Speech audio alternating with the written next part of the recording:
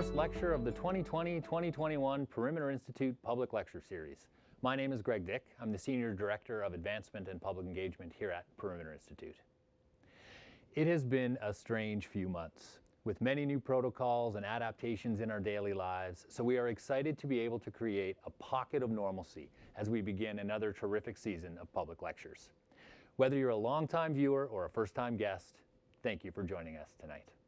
Before we begin the evening, in the spirit of understanding and learning from what has come before, Perimeter respectfully acknowledges that we are located on the traditional territory of the Attawandaron, the Anishinaabe, and the Haudenosaunee peoples. Perimeter is situated on the Haldimand Tract, land promised to 6 nations, which includes 6 miles on each side of the Grand River. The Public Lecture Series is Perimeter's longest-running public outreach program. Perimeter is a not-for-profit organization, and these public science events are part of our commitment to sharing exceptional, engaging science. I encourage you to join the conversation online. We are at Perimeter, and you can use the hashtag #PILive to chat with Perimeter scientists and to ask questions of tonight's guest speakers. Causal inference is a new area of science that is emerging rapidly and appears crucial to advancing quantum physics. Tonight, we are joined by Perimeter Institute faculty, Robert Spekkens, and Perimeter Institute Research Associate, Elie Wolfe. Dr. Spekkens, a Perimeter faculty member since 2008, received his Bachelor of Science in Physics and Philosophy from McGill University and completed his Master's and PhD in Physics at the University of Toronto. He held postdoctoral fellowships at Perimeter and at the International Royal Society Fellowship at the University of Cambridge. Dr. Elie Wolfe, a research associate at Perimeter since 2014, received his Bachelor of Arts in Physics from Yeshiva University in Manhattan and received his PhD in Physics from the University of Connecticut.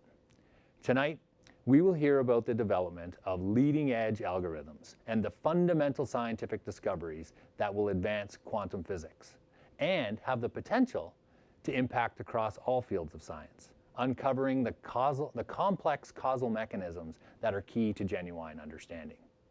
Dr. Spekkens and Dr. Wolfe are part of a team of researchers at Perimeter who are making substantial new contributions to the study of causation. Their team has introduced a new technique that is helping to unravel part of that causal complexity woven into the foundations of so many fields. Tonight's lecture will be a dynamic presentation as Dr. Spekkens and Dr. Wolfe share their collective insights together. After their presentations, we will dive into a Q&A session, and I am committed to getting to as many online questions as possible. So please, use the hashtag #PILive and send them in throughout the evening. In order to deliver the best possible quality for the presentation, our incredible AV team has set us up right here in the Perimeter building at socially distanced locations. They have me comfortably situated in a temporary studio just beside the Mike Lazaridis Theater of Ideas, surrounded by screens that will let me see both of our speakers, the live feed that you're seeing, and your stream of questions.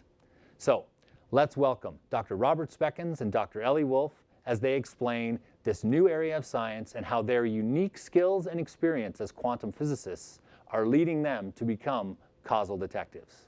Gentlemen, hello, how are you, and where are you? Hi, Greg. Yeah, I'm doing well, thanks. I have been set up in the comfort of my very own office at Perimeter, and I'm particularly happy because I've been reunited with my floor-to-ceiling blackboard, which extends across the whole wall of the office, standard issue in all the researchers' offices at Perimeter. And it's a bit strange because it still has the calculation on it during the last meeting, in-person meeting I had with a student way back in March. Of course, the research and the meetings with students have continued over Zoom and online, but I do miss the in-person meetings and the blackboard, of course. Excellent. And Elie? Hi, Greg. I am in a collaboration space within the building. For viewers who have not yet been to Perimeter, the building architecture is designed from the ground up to promote collaboration. So while the offices are beautiful and have floor-to-ceiling blackboards, there are lots of these small collaboration spaces scattered throughout the building that promote collaboration, also with blackboards, often with couches, sometimes with wood-burning fireplaces. And I'm in one of those collaboration spaces. Gentlemen, it's so good to have you here. Thank you for being willing to share with us and our online audience. Why don't we get started? Right. Okay, so I'm going to tell you a bit today about two fields of research. The first is a field called causal inference. It's a subfield of machine learning, and it's practiced by many different scientists, but in particular computer scientists and statisticians. And the second field is quantum physics, and in particular the foundations of quantum theory, which is where Elie and I have our expertise. So we're going to tell you a little bit about what causal inference is, what sorts of problems it can solve, and how it informs research in quantum physics today, and furthermore, how progress in quantum physics and quantum researchers can also inform causal inference. Okay, so let's start with causal inference. Perhaps the best way to think about what a causal inference researcher is a kind of detective. So the evidence they have is statistical correlations. And what they're trying to figure out is a story about cause and effect that accounts for those statistical correlations. So I'm going to give you a few examples so that you get a sense of how that works. And so let's just jump into the first example.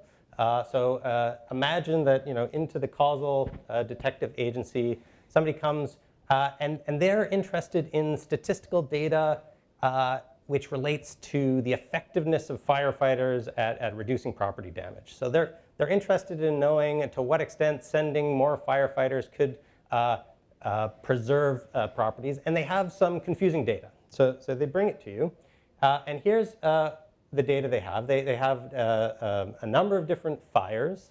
So every data point on this graph is a fire. And they know how many resources were committed to fighting the fire. So for example, the number of firefighters who showed up on the scene, and the amount of damage that was ultimately done by the fire. And so the strange thing is that they find this positive correlation here, which says that the more firefighters that showed up, the more damage was done. You want to be careful interpreting that positive correlation in the wrong way. Naively, you might think, oh, let's send fewer firefighters and less damage will be done. But day one of Causal Detective School, you learn that correlation does not imply causation. So the very simple explanation, wherein there's just this cause-effect relation between the number of firefighters and the amount of damage that's done, is quite implausible. And you go looking for a common cause explanation, something that could account for it. And if you think a bit, you realize that there's an obvious one, which is the size of the fire. So there's variability in the size of the fire, and the size of the fire determines how many firefighters the dispatcher sends. So for small fires, they'll send only a few, and for large fires, they'll send more. And it also determines the amount of damage that's done. So it's very easy to explain the positive correlation in terms of this variation in the size of the fire. If you go back to the data and you stratify it by fire size, so you divide up the data points into different subsets that correspond to different sizes of fire, this is the kind of thing that you might see. So here are all the data points that correspond to the smallest type of fire. Here are all the data points, the next largest, all the way up to the biggest fires. And what you see is that as you vary across fire sizes, both the number of firefighters and the amount of damage done increases, and that accounts for the positive correlation that you see. If you now look at just a particular size of fire, so you maybe pick out a subset of this data corresponding to a particular fire size, you find that now the correlation goes in the opposite direction. It's a negative correlation. So there's still variability in the number of firefighters who show up to fight a given size of fire, but now the more you send, the less damage that's done, which is what you expect, the intuitive result. And if you look at the slope of this curve, you could extract out some sense of how effective it is to commit more resources to a given fire.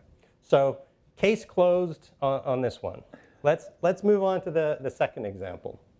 So this is going to be an example involving the effectiveness of a certain drug treatment on a particular medical condition.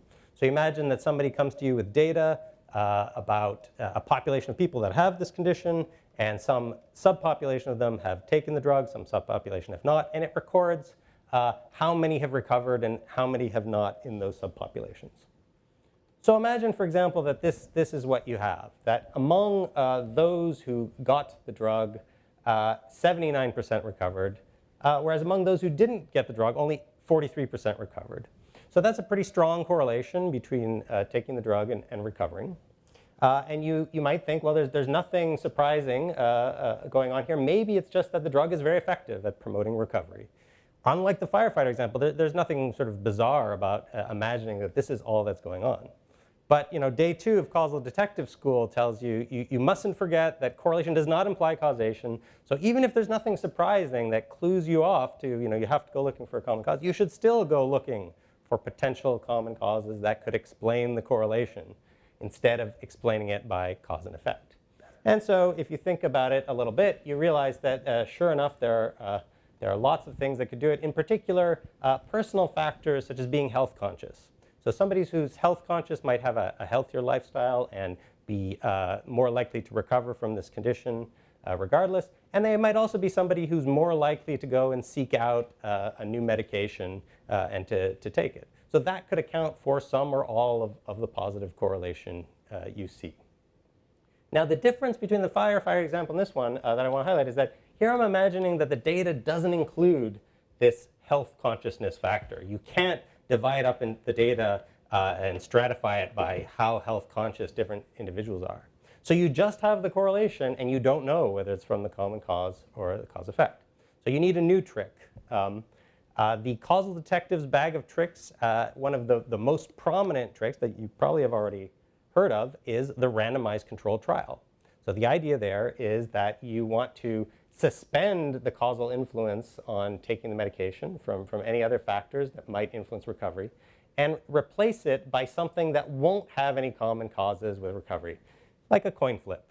So the idea is that you find a population of people who have the condition and are willing to be part of your drug trial, and for every one of them you flip a coin to decide whether they're going to get the medication or whether they're going to get a placebo. So obviously the coin flip is not dependent on anything that recovery depends on. And now if you see correlation between taking the medication and recovering, you can be confident that it's not due to this common cause. It must be because the medication is effective. Okay, so this works very well. The problem is that randomized control trials have very limited applicability. So for one, they're very expensive to perform. But often you can't perform them. They may be unethical. You cannot make people smoke to see if they're going to develop cancer. Also, they compromise on the best possible outcomes. So if you have a treatment that is very exciting and is extremely promising, you'd rather not force half of the patients to take a placebo and not get the benefit of that treatment. In some cases, it might just be impossible to intervene on the variables you're interested in. So in a kind of extreme example, if I'm interested in statistical correlations between astrophysical variables that I'm looking at through my telescope, there's absolutely no possibility of changing any of those variables. So for all those reasons and others, what we really want are tools that allow us to derive causal conclusions without doing these interventions, but rather from the natural experiment that's already been done, what's called observational data. So you would like to be able to have this situation going on in the world and somehow extract information about this causal influence. So here's a trick that the causal inference community has developed. It's to go finding what's called an instrumental variable. So an instrumental variable is something that influences the variable you're interested in and is not influenced by this factor here, this common cause of recovery. So in this example, I'm using the idea that maybe different countries, some countries do recommend this treatment and other countries do not. Now I know it's maybe a bit of a stretch to imagine that somebody in a position of authority who people look up to could recommend a treatment that in other countries might be considered not advantageous to health, but bear with me, imagine a possible world where that could have happened. And now if you see a positive correlation between the recommendation and the recovery, you know it can't be because of the common cause, so it has to be that variation in the recommendation led to variation in whether somebody took the medication or not, which is what led to the variation in the recovery. And therefore, there really is an influence of the medication on recovery. And you can use the strength of those correlations to sort of back out what the strength of that causal influence is and answer the question you're interested in. Okay, third example. So this one is going to be an example from economics, and in particular, the economics of education and the connection between getting a degree and future wages. That's a kind of question that economists are interested in, whether the price of tuition is ultimately really worthwhile.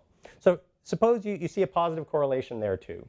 And you might say, all right, well, that could be because the skills you acquired from that degree ultimately set you up for a successful career. But you go looking for a common cause explanation, and sure enough, there's one ready for you, which is that maybe factors like aptitude or certain kinds of skill sets both help you to get admitted and complete a degree, and might also be decisive in how successful your career ultimately ends up being. So there's a plausible explanation of this positive correlation in terms of such a factor. And I'm going to imagine that, that those factors are hidden. We don't have data on them.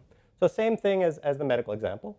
Again, we can look for an instrumental variable. So here, I imagine that there might be admission factors that are unrelated to aptitude. So for example, if you come from a wealthy family that has made a donation to this institution, that might be sufficient to get you admittance. And if those sorts of factors correlate with your future wages, you can be sure it's not by virtue of this common cause here. It must be because of this. Now, what's different about this example compared to the last one is that for this example, there's a very plausible story which has a direct influence from this variable over to here. Right? So this might not be a perfect instrumental variable. I could imagine that maybe my family connections, the position of my family, might have a direct influence on how lucrative my future career is, regardless of whether I went and got that degree or not. So you might be worried about that, and therefore you can't quantify the strength of the influence here in the way you would if there were no arrow. So you'd really like to know, do I need to worry about this arrow or not? So we have another trick in the toolbox. It turns out there's constraints that follow from this causal structure on the sorts of correlations you can have between these three variables. So the joint probability distribution over these three observed variables can't be arbitrary. There's only a subset of possibilities. And there's something called instrumental inequalities, which if they're satisfied by those distributions, then they can be consistent with this structure. So if you test your statistical data and you say, does it satisfy or violate those inequalities, and you find that they're violated, you know that it couldn't have been the original one. It must be something else. For example, this arrow must be there. So that could clue you into the fact that, that this is a real influence in this case, and I shouldn't analyze the data assuming it's not there. And I might be able to use something about the strength of the correlations, or the amount by which I violate those inequalities, to learn something about the strength of this influence and maybe back out some estimates of what I'm really interested in. Okay, so those were the three examples. And you'll notice there's a pattern. The pattern is that you have statistical data, that's your evidence, and you're looking for a story. These are your suspects, right? So you have different possible causal structures. They're all suspects in the case. You want to know which of them does the best job of explaining what you've seen. And you might also want to know something about the strength of particular causal connections. Okay, why is this important? Why do we want to answer these questions? Well, if you want to know how to act, positive correlations are not what you're interested in. You're interested in causal effectiveness. If I'm going to consider taking a new medical treatment for some condition, I want to know, is it causally effective? That's what ultimately determines my decision. When we do policy analysis, when we consider a new economic policy, what will the impact be? We don't just want to know about correlations. We want to know that it was really causally effective. And ultimately, most scientific questions are about getting down to a causal understanding, a story of what's really gone, not just associations. Okay, if you're interested in this topic, let me recommend for you a popular science book that came out a couple of years ago. It's called The Book of Why. One of the authors of the book, Judea Pearl, is one of the founders of the field of causal inference, and one of the people who's done the most to promote it and to develop new techniques. You could think of him as the Sherlock Holmes of causal detectives. All right, let's transition now into quantum theory. So what does quantum theory have to do with causal inference? So maybe I'll tell you sort of how I got into working on causal inference. So as you may know, there are a lot of conceptual puzzles in quantum theory, a lot of things that are very surprising and mysterious, different phenomena.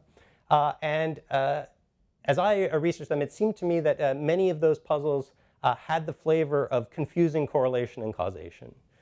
So when you confuse correlation and causation, things can start to look surprising and paradoxical.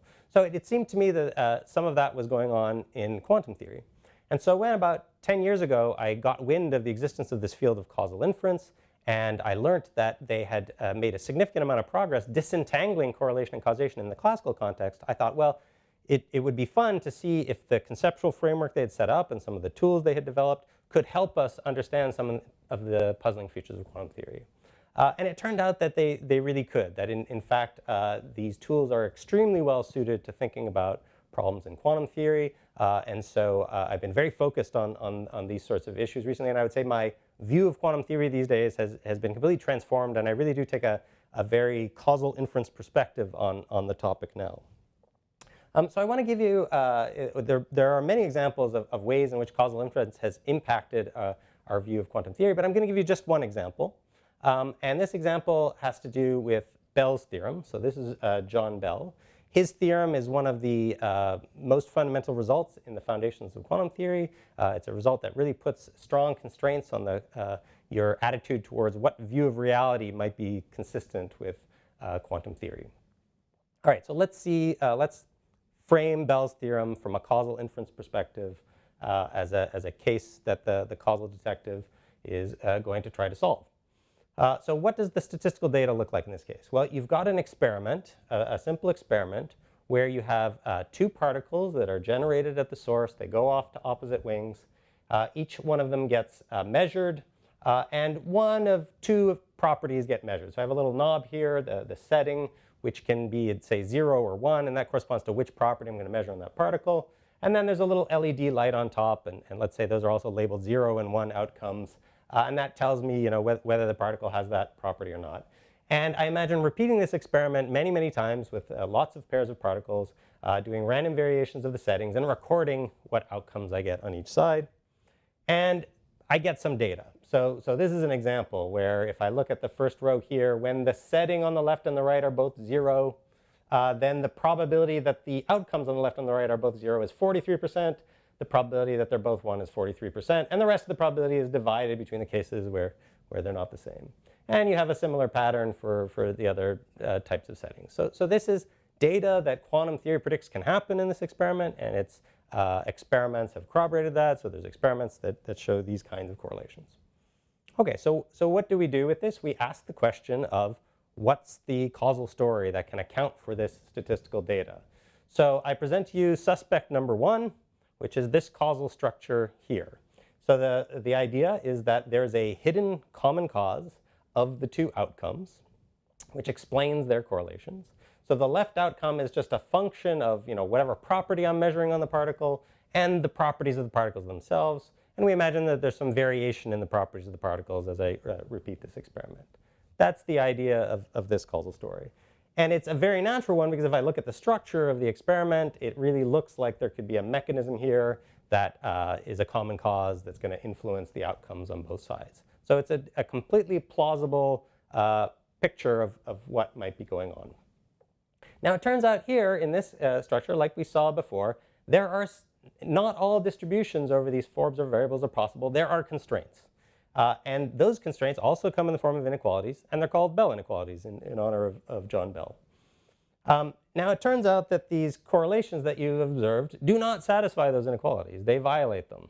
And when you see that, you know, therefore, that this causal structure is not compatible with what we've observed, and therefore it's not this. This suspect is beyond suspicion. It wasn't him. So you move on to your next suspect. Okay, suspect number 2. So many physicists have thought that if you can't have the first explanation, that probably what's going on is something like this, a different causal structure. So one example would be if there might be an influence from the setting on the left to the outcome on the right. If you ask, well, what can I explain with that? You find that, yes, you can explain this data. So this is indeed compatible. But nonetheless, many physicists have thought that this is a very awkward and unnatural explanation.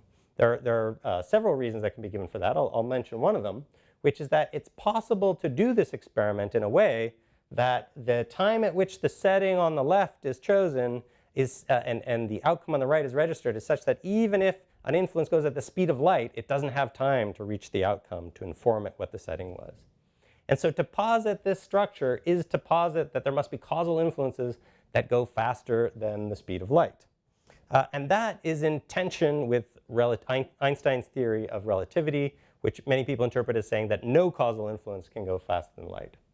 So if you take that view of what's going on, you've got an uncomfortable tension between what are the two pillars of modern physics, quantum theory on the one hand and relativity. You don't want a tension between those things. And so that's why many people, myself included, are not happy with this. And so we say this is not the right causal story either. So I'm going to get to the third suspect. There are many others we can consider, but let me focus on this one. And this is one that really came out of taking the causal inference perspective on Bell's theorem. This is one of the dividends of thinking in a causal inference way. So the idea is that the structure is exactly like the one that Bell considered, the simple one where there's just a common cause.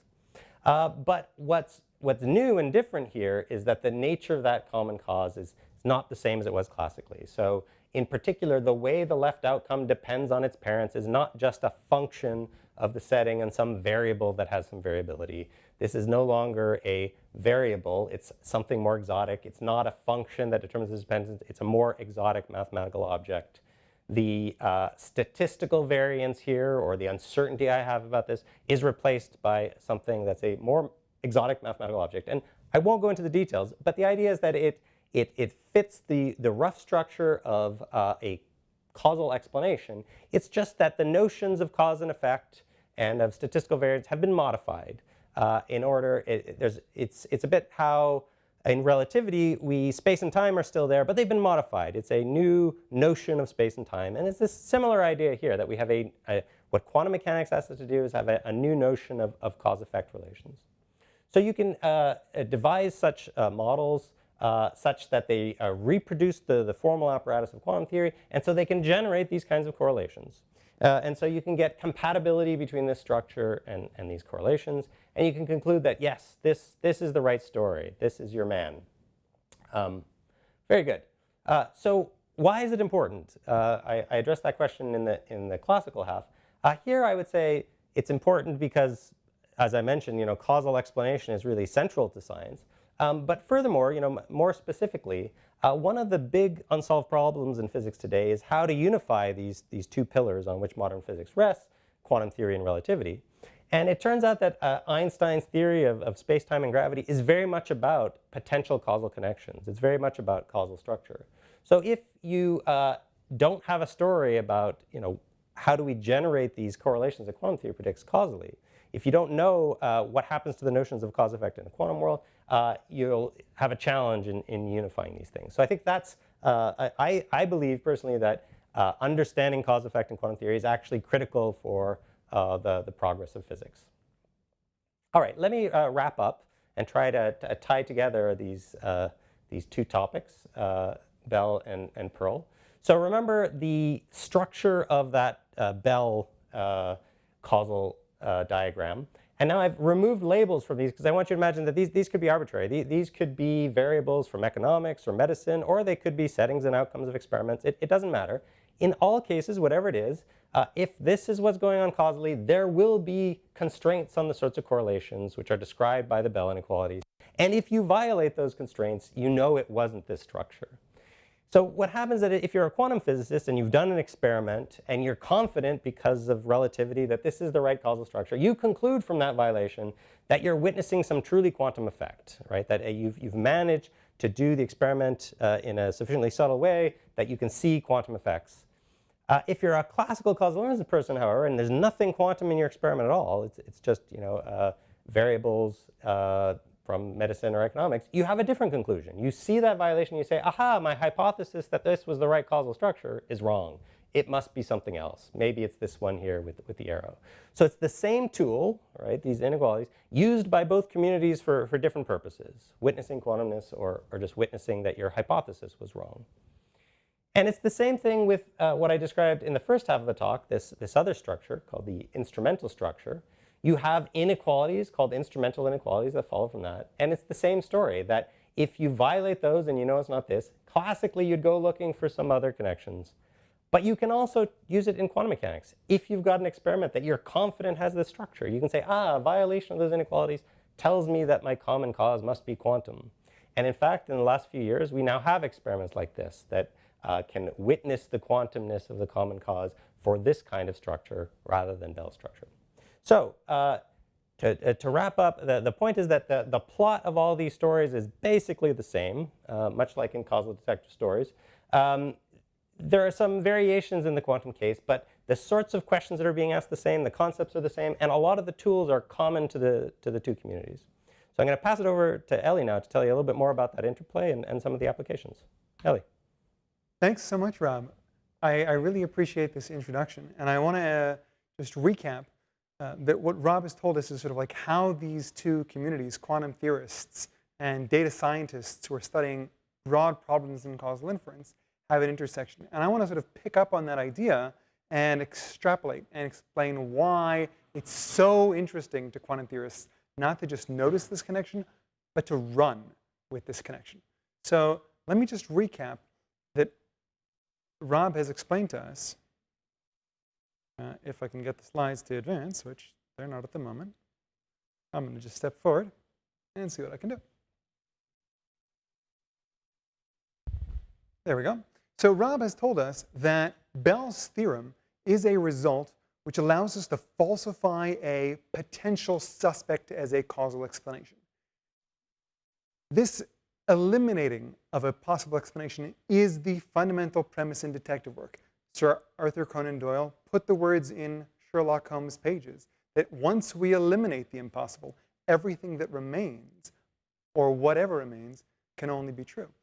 And here, causal inference is doing that kind of decision making. We have competing causal hypotheses, we have observable data, and we have to weigh them. We have to decide what is the real truth. And Bell's theorem is a result. And in retrospect, when we look back, we can say Bell's theorem is a result in the field of causal inference in 1964. Now that's, of course, not how John Bell phrased it.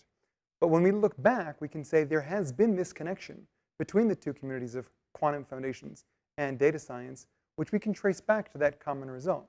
And so this allows us to now get very excited about what we could do building on top of Bell's theorem. So John Bell himself looked at one particular class of diagram, a class of suspects which the inequalities that he derived allow us to rule out and find as signs of quantumness.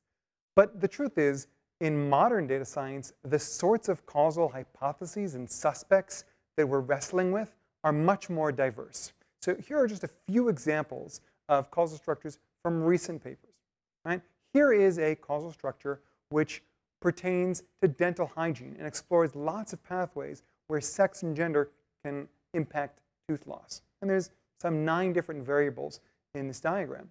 Here is a similar causal structure applied in the field of agriculture, where we're trying to understand ecosystem dynamics. And there are various measures that we keep track of, and we posit that they're indicating underlying phenomena which interact in various ways.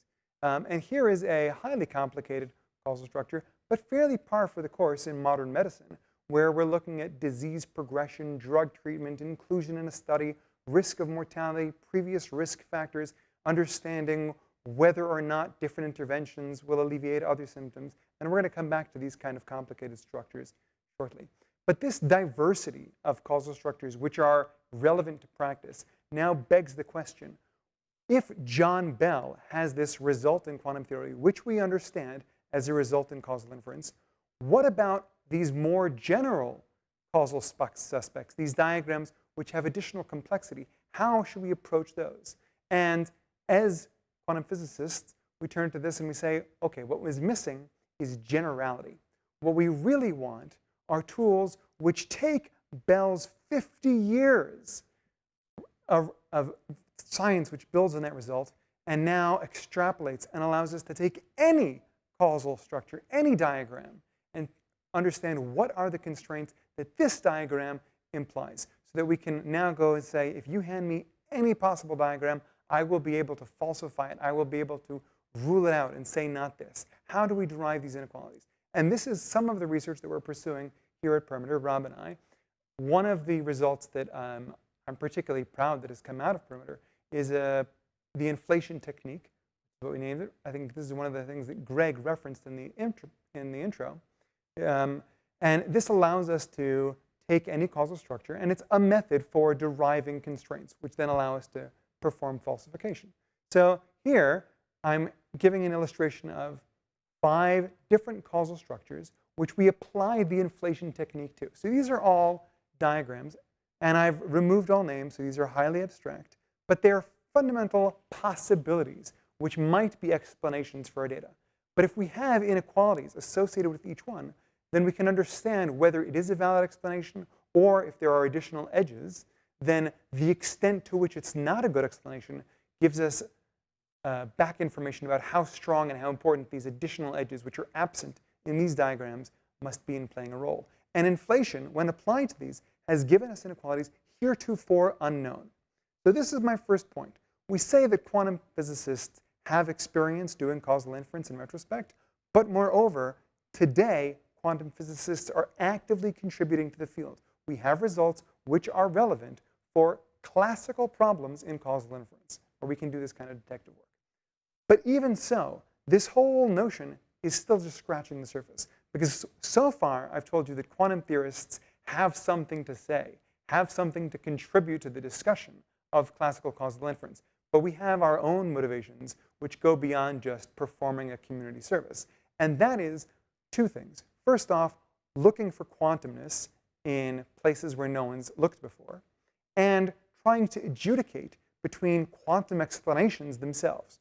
So let me dig into these. One of the reasons why there are thousands of papers which have built upon Bell's theorem is that it has been understood to advance and make possible new quantum technologies. Most celebrated among them, the clearest link to Bell's theorem, is quantum cryptography, whereby we now are able to transmit secrets and ensure that they're protected from eavesdropping by the very laws of physics themselves. And it pertains to building a few conceptual leaps on top of Bell's theorem. So here we can take the one class of causal structure that Bell actually looked at, and we say, when he saw a signature of quantumness there, look at the technologies that it gave us. So now we can ask, well, what happens if we move to other causal structures? What are the quantum signatures of something not fitting a good classical explanation there? So if we move on to future technologies, such as the quantum internet, which is now being developed. A quantum internet involves entanglement, involves all sorts of quantum systems being distributed over long distances, but it also includes signals, classical information, being transmitted on another layer. So when we try to model that causally, we now have these diagrams which will look a lot closer to the instrumental scenario, because now we have these common causes, which we hope are quantum common causes, as well as classical causal connections, whereby a message can be sent and that can impact future data. And if we've actually done this work and we're building and laying fiber optic cable, we want to understand, have we built something which actually is exploiting quantumness, or have we just spent a lot of money on something which could have been quantumness but has a bug in it? And so this kind of analysis, where we look for the inequalities which, when violated, are incontrovertible signatures of quantumness, are relevant for building this kind of next generation hardware. If we want to know, is it working, we look to the same types of inequalities, generalizations of Bell inequalities, and when they're violated, we say we have something special. But in my mind, that's still not the only result, because who knows what future technologies may bring? We've talked about quantum cryptography. We've talked about the quantum internet. But that's just 2 causal structures. The world of causal structures is unlimited. I can draw any diagram. And so when we start to explore exotic causal structures, overlooked until now, who knows what future may come? This is why I'm personally excited about that kind of distinction, where we're adjudicating between a classical explanation and a quantum explanation. But another direction where we can take generalizing Bell's theorem is deciding between quantum causal structures themselves. So here I've shown a pair of diagrams. One has this extra edge between the nodes which are labeled A and B. And we can perform the same tasks as would be done in standard causal inference. where we're trying to eliminate one suspect and move to another. But here, all of the suspects on the table are quantum suspects. So I can revisit this diagram that I shared earlier, which was a variety of causal structures, classical causal structures, we've made advances on. What if we can imagine the same causal structures, but make everything quantum now? So instead of inferring about classical unobserved systems from observed information, now we're inferring about the quantum unobserved, and we're adjudicating between quantum causal hypotheses. Now, why is this an exciting field?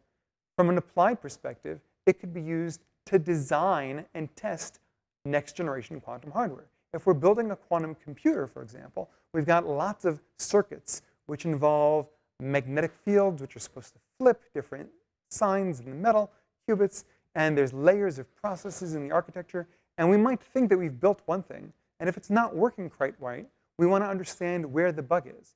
And so we can do a diagnostic on the hardware where we look to see what are the statistics that this circuit is giving rise to. And then we can validate or understand what is the correct, real quantum explanation for the statistics that this quantum circuit is giving us, which is immensely valuable for fixing the hardware or knowing how to use it if it has a particular defect.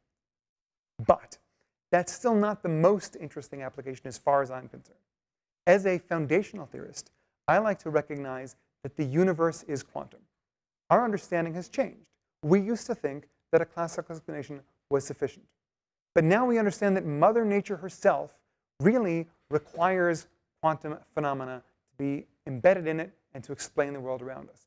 And if we move to this new state of knowledge where we recognize that the world around us is fundamentally quantum, now when we do an experiment and we're trying to understand what's unobserved, we should understand the universe is quantum. Therefore, the missing explanations should be allowed to be quantum. And indeed, I would argue that in the microscopic, perhaps in small biochemical scenarios, we really should be doing quantum causal inference, which is a brand new field of adjudicating between hypotheses where we allow for quantum phenomena to play a role. Now, to recap, these are three directions which explain why quantum physicists get excited about causal inference. One, we get to say something using 50 years of expertise on classical problems. Two, it allows us to identify when we really are seeing special signatures of quantumness, which we can really celebrate and then design technologies around. And three, it allows us to start thinking about model selection between different quantum processes to understand what's really going on. I've claimed that we're going to see new contributions, that as this field grows, the results coming out of quantum theory are going to be making a larger difference. But to make that concrete, I want to tell you a story about a quantum theorist, not a quantum theory result, which has already made a difference in classical causal inference. So this is a story about Kieran Gilligan-Lee. Kieran was a master's student in quantum foundations here at Perimeter.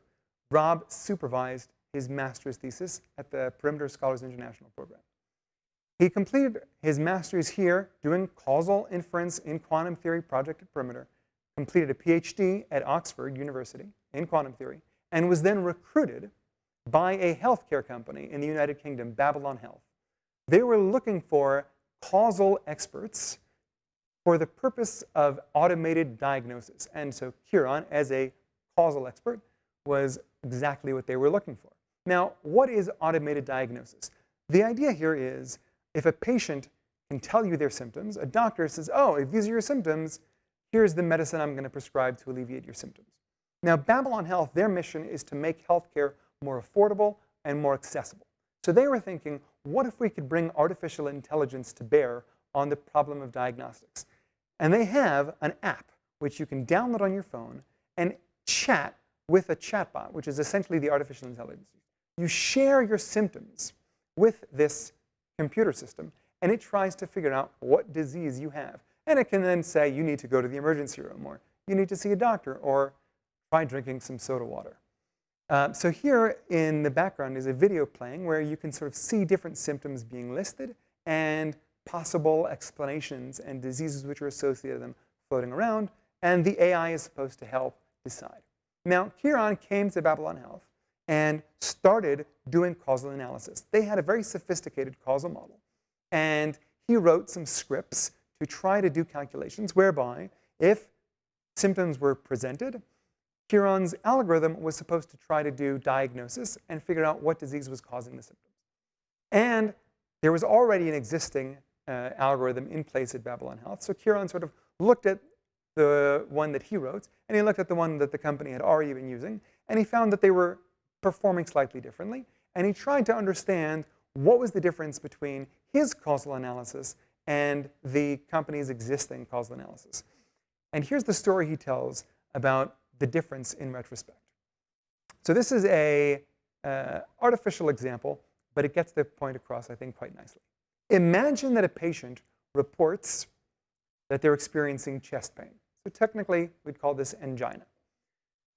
There are lots of diseases which can cause chest pain. It could be a heart attack. It could be an infection. It could be a collapsed lung. It might be some unusually rare condition. And the causal model of the artificial intelligence can sort of try to figure out, based on these symptoms, what's going on. And presented with the information of chest pain alone, what would happen is that the existing algorithm at Babylon Health would suggest that the patient consider getting a diagnosis of diabetes.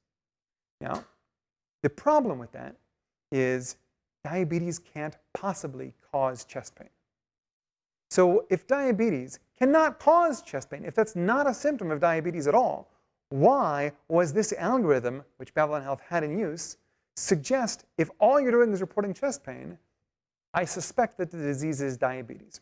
So to understand this, let's peel back and look at the causal layer here. What's really going on is that there are lots of diseases which cause angina, diabetes not among them. However, among the many diseases which do cause chest pain, a lot of them are complications of obesity. So if a patient presents with angina, it updates our knowledge. It allows us to infer that there's a much higher likelihood now that the patient might be obese.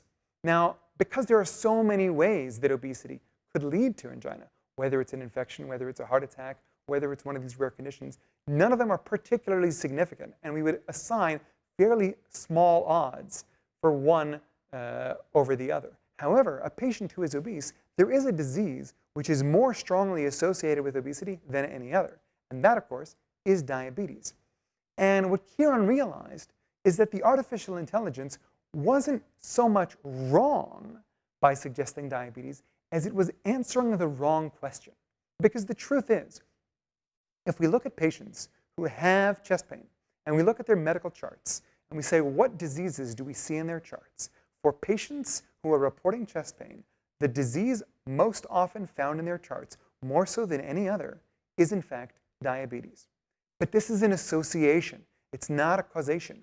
The question which the automated diagnosis is really meant to answer is a counterfactual question. It's what disease should I treat in order to be most likely successful at reducing the symptoms? This kind of question of what should I treat to reduce the symptoms is very different from what disease does the patient also have if you tell me that they have these symptoms. Now, this speaks to a much deeper truth, which is that artificial intelligence is very good at finding associations. This is what machine learning fundamentally does. It's pattern finding. But we shouldn't rely on pattern finding too much because association is often not the question that we're looking for. And if we don't use causal modeling, we tend to make these mistakes. Right? Not everything is as simple as saying the reason that there are more firefighters associated with more damage, as Rob told us, well, that's an easy one. But these confusing of causation and correlation are often much more subtle. And it took a quantum theorist, Kieran Gilligan-Lee, from Perimeter to go to Babylon Health to expose that particular confusion of correlation and causation. And his improvement led to a 30% improvement in the algorithm comparing what was pre-existing. So this is meant to illustrate really 2 points. One, I've argued that quantum theory will give good contributions. The quantum theorists are poised to make a difference in classical causal inference. But Kieran has already made a difference in classical causal inference.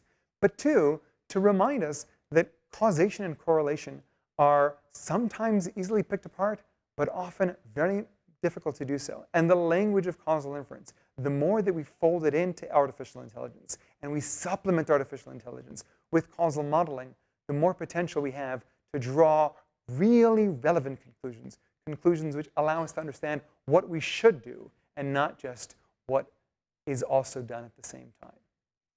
So at this point, I'll hand it back to Greg, and thank you. Gentlemen, thank you very much. That was a tremendous journey. And online questions are already streaming in. So for our audience, hashtag PI Live, send them in, and we'll keep working through as many as we can. We do have a little bit of time left to do just that. So let me dive right in. So the first question comes from YouTube, and it's, could we just give this to a neural network, give all the data to a neural network in these problems and see what comes up? What role does causal inference play in machine learning? Beautiful. So I think this is exactly the point that I wanted to end on, which is that if we use machine learning without causation, we get association. We don't get causal conclusions. But we really want causal conclusions. And while association may sometimes be a good proxy for what we're really looking for, sometimes it's not. And so why settle for association if that's not really what you're looking for? I could just add that, I mean, the problem of developing general purpose artificial intelligence, and deep learning and neural networks have been a big part of having, general purpose artificial intelligence, much better systems. But if we want something that can really, reason about the world, it needs to be able to think about cause and effect. It needs to be able to sort out, what would happen if I intervened in this way, or it needs to be able to think about counterfactuals. This is what happened, but what would have happened if something different had occurred? And that's all because it's one of the problems, I guess, in machine learning is called transparency, which is, can the system provide you with an explanation of why it made a particular recommendation of what to do or why it took a particular action.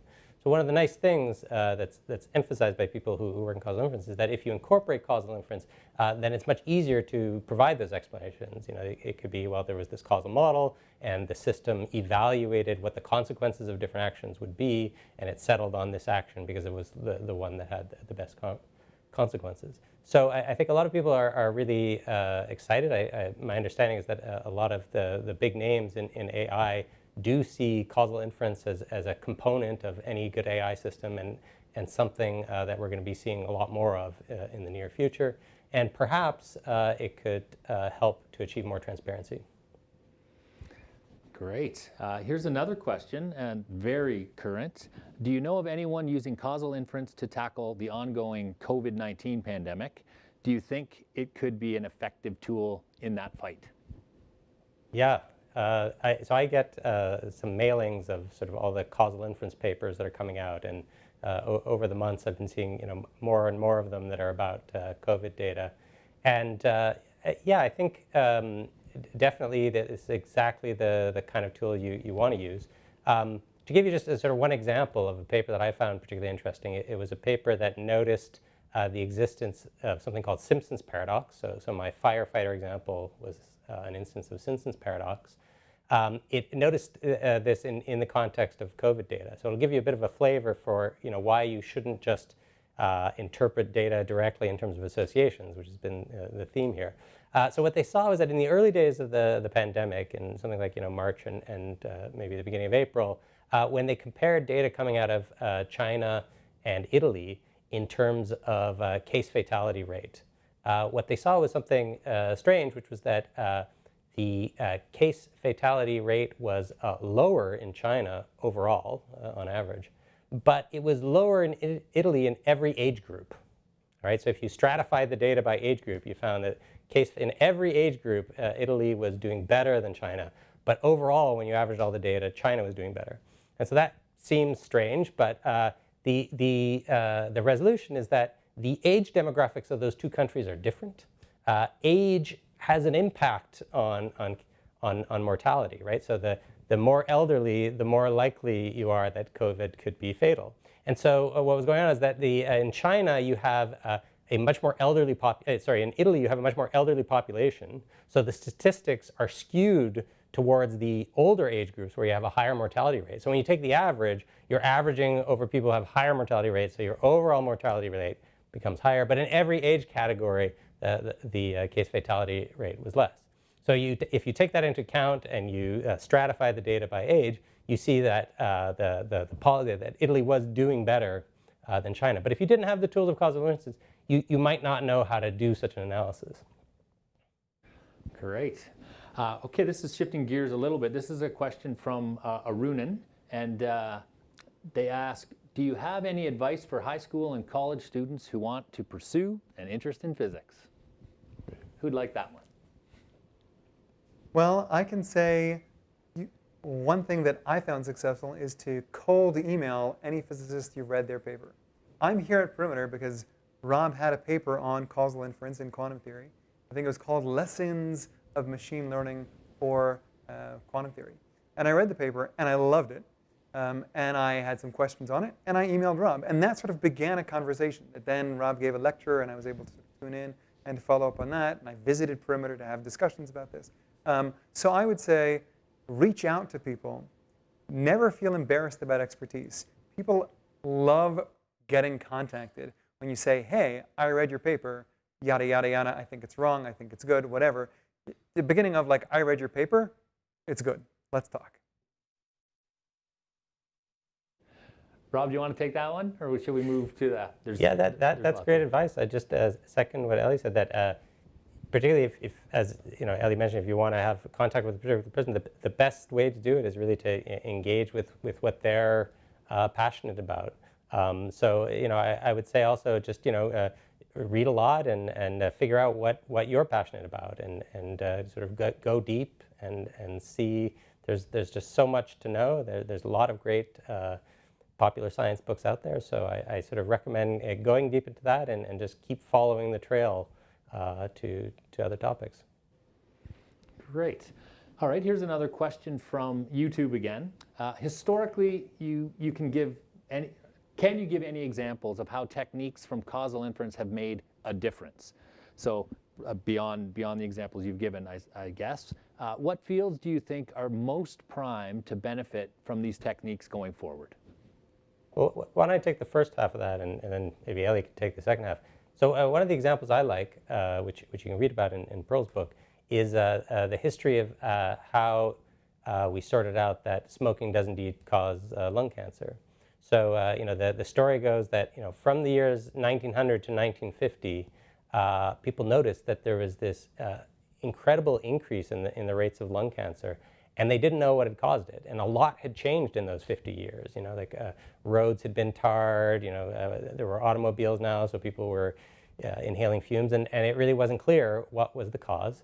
But in 1950, there was a study done that showed a pretty strong association, a statistical correlation between, they looked at people who had lung cancer, and it noticed that most of them had been smokers. And so at the time, a very famous statistician by the name of R.A. Fisher noted that correlation does not imply causation, and actually suggested that you need to be careful about interpreting that correlation, and had a competing hypothesis was maybe there was a genetic factor that predisposed people both to be more likely to smoke, and it predisposed them to develop cancer. And so that kind of forced people to have a debate about how do you conclude that it is a causal connection as opposed to a common cause. And in the end, there was a very nice argument by a fellow by the name of Cornfield, where he showed that the correlation is so strong that you would have to imagine that only this genetic factor really could influence whether you became a smoker or not. That there could be very little else that could influence whether you ultimately became a smoker. So it just became very implausible that we think that like your peer group, for example, can certainly influence whether you become a smoker or not. And so the mathematical strength of those correlations could be leveraged into an argument of the implausibility of that genetic common cause. And that was really, that argument by Cornfield was really what persuaded the community of medical practitioners that this wasn't just correlation, but it was causal. And it's a shame in a way that causal inference didn't come along earlier, because millions of lives could have been saved if they had understood how to analyze that data earlier in time. Now we have some of these tools, but those were sort of the very beginnings of the field of causal inference. As for the question of where causal inference is going to have the most impact, what field is it most pertinent to? The short answer is everywhere. I like to think of causal inference as a discipline which is analogous to a desktop computer. So if computers were originally invented for perhaps one purpose, to crunch numbers in abstract scientific projects, but now everyone has a computer. And what are computers used for?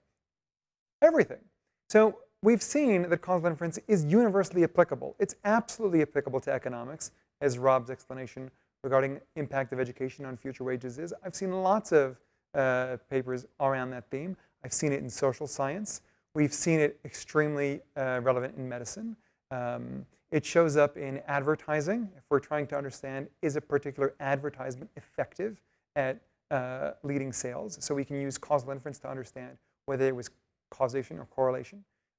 It shows up in foreign policy decision-making. If we're trying to implement like national government strategies, we can look historically and say, if we implement this policy, will it bring about the long-term results that we want? So everywhere, absolutely everywhere. If I just add to that, to my mind, the causal inference tools are a bit like statistics. People who do an undergraduate degree in lots of different disciplines will get a course on statistics. My guess is that in the future, the statistics textbooks will be rewritten to incorporate insights from causal inference. But it's very conceivable that sort of in almost every undergraduate program, you're going to be getting ultimately a course in causal inference to learn some of these tools. Incredible. Well, let's finish with one last question. Dr. Wolfe, you referenced Sherlock Holmes. Given his skills as a detective, do you think he would have made a good quantum physicist? Oh, I think quantum physics is rife with mysteries that you just can't let go of. So I'm sure that if he encountered the field, he would have stuck around. Dr. Spekkens, Dr. Wolfe, thank you so much. It's been an incredible evening. Really appreciate it. Online audience, thank you for joining us, and we look forward to seeing you again next month. Good night, everyone. Thank you, Greg. Thanks, Greg. Good night.